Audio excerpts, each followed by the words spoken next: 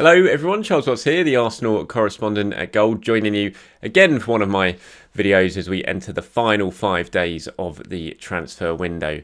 I'm trying to keep you as updated as I can on all things at Arsenal during this time. I know you're very interested in any sort of news, so I'll try and do as many videos as I can between now and the transfer window. If there's any developments, then please do head over to goal.com, where you'll find anything that I write about Arsenal, and check out my social media at Charles_Watts. I'm on Facebook as well, and I post all the links to the stories I write on there. Thank you once again to everyone who watches this channel, who supports this channel, who leaves nice comments, gives me a thumbs up. Some of you give me a thumbs down. Fair enough, not bothered about that. Each to their own. And to all the new subscribers, please continue to support the channel. And if you just stumbled across this right now, hit the subscribe button. Like I said, I'll try and keep you as updated as I can on all things Arsenal.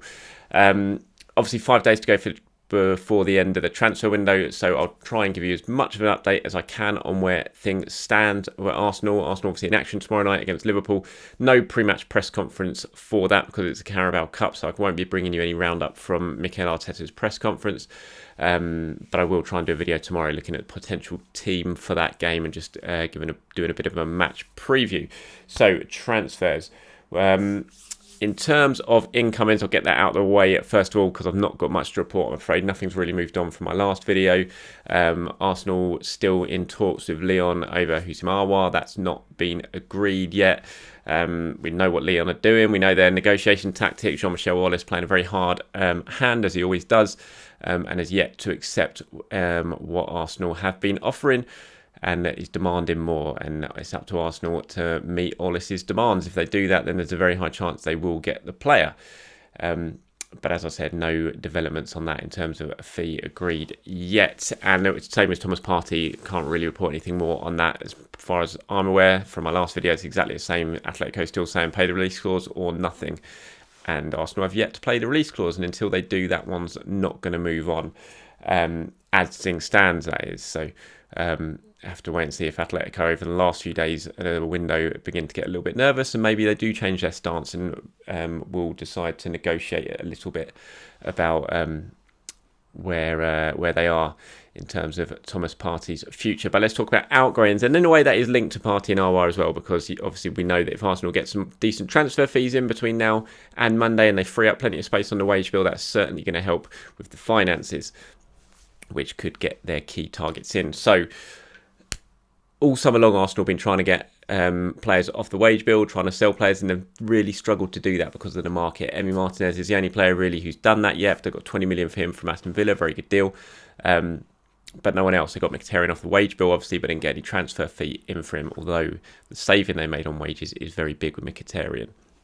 So Kolasinac, Mustafi, Ozil, Guendouzi, Torreira, they're all still here. Arsenal have been trying, but have not yet been able to move those on.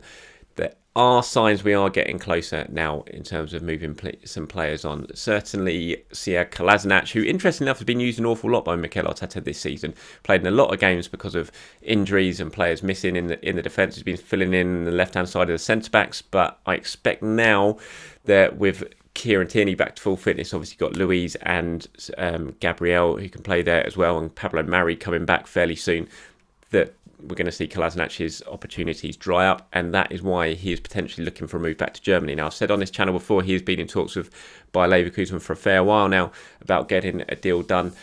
We are beginning to edge closer towards that. As far as I'm aware, from people I've spoken to at the club, nothing has been agreed yet with Leverkusen for Kolasinac, but talks are progressing to try and get to that stage. Obviously, there's 5 days to go, so we are getting to quite a key time in those talks, because we're going to have to get something done relatively quickly.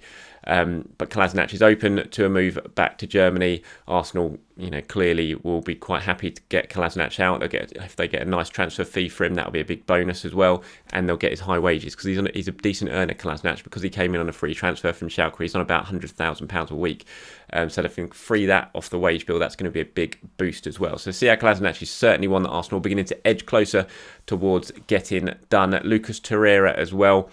Still talks ongoing with Atletico Madrid over that. Now, that was a little bit more complicated. Obviously, you got the Thomas Partey situation thrown into that, and Arsenal are hoping to try and get something to do with Partey into that deal. But Atletico, as I said earlier, their stance is very much no. That's not happening. You pay the release clause if you want, Thomas. So that one's a little bit more complicated. And also Atletico have been pushing for a loan deal, where Arsenal was still during these talks trying to get a permanent deal for Lucas Torreira, because obviously they want money in, and a loan deal doesn't really suit them too much unless Atletico agree to an obligation to buy next summer, which of course means that Arsenal know then that they've got guaranteed money coming in for next summer. So those talks are continuing to try and get something done with Torreira and Atletico Madrid. In terms of Ainsley Maitland-Niles, now a few of you may have seen this story doing the rounds today. It was quite an interesting one to wake up to. Suddenly Ainsley Maitland-Niles being linked heavily with Manchester United of all clubs. Maitland-Niles' future has been quite a big talking point throughout the summer. That obviously Wolves were very interested in him. It looked for a time that might be something Arsenal would entertain, and then Maitland-Niles has become a very key player for Mikel Arteta. He was at the end of last season as well, played in the semi-final and the final of the FA Cup. He started a lot of games this season as well. I think he's played in 4 out of the 5 in all competitions. Started against Liverpool, started in the Community Shield, started against Fulham on the opening day. So he's very much a key player for Mikel Arteta. And as far as I'm aware, the supposed interest from Manchester United, there's nothing in it. A source at Arsenal has described it to me as pure speculation, and reiterated how important Ainsley Maitland-Niles has been to Mikel Arteta this season. So I think that is one that you can certainly put in the unlikely category. As far as I'm aware, that is just speculation, and people in the Manchester United end of things as well are also denying that story, that there is interest in Ainsley Maitland-Niles. So I'd be very surprised if Ainsley Maitland-Niles ends up at Old Trafford anytime soon. So that's about it in terms of outgoing and incomings today. Not really massive movements in terms of either of those really, but I thought I'd just come on and try and keep you as updated as I possibly can about the situation. Like I said, Arsenal back in action tomorrow, back at Anfield again. After going there on Monday night, they'll be hoping for a better result this time around. Certainly going to be expecting 2 different teams to what we saw at Anfield on Monday night. You probably look at the game against Leicester for Arsenal and the starting 11 there in the last round of the Carabao Cup and think it's going to be a lot more like that one for Arsenal. So players like Joe Willett, Reece Nelson, Eddie Nketiah, you'd expect those sort of guys to be starting up at Anfield on Monday night. I will try and pop on and do another video tomorrow if anything new happens in terms of transfers. I'll try and upload something to talk about that, and I'll also preview that game up at Liverpool. So until then, everyone, thank you very much for your time. Thank you for joining me. As always, like I said at the start of the video, thank you very much for all your support on this channel, and I will be back as soon as possible to keep you updated with all things Arsenal. Until then, everyone, have a very good day.